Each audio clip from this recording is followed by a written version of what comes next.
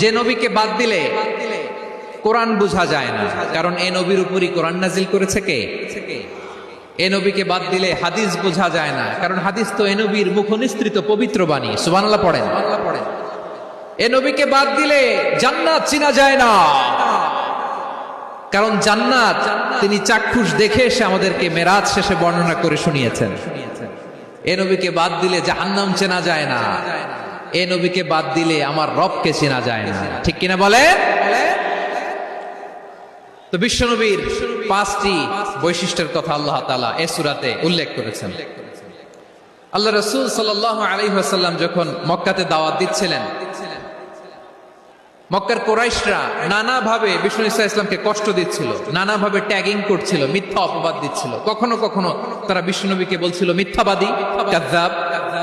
কখনো বলছিল যে তুমি হচ্ছে জাদুকর, সাহের। কখনো বলেছে শায়ের, মুহাম্মদ তুমি কবি। কখনো বলেছে কাহেন, মুহাম্মদ তুমি গণক। এবং কখনো বলেছে মুহাম্মদ তুমি হচ্ছে মাজনুন, মানে পাগল। আওয়াজ করে সবাই পড়ুন নাউযু বিল্লাহি মিন যালিক। তাহলে বিশ্বনবীকে মৌলিকভাবে এই 5টি অপবাদ দিয়েছে।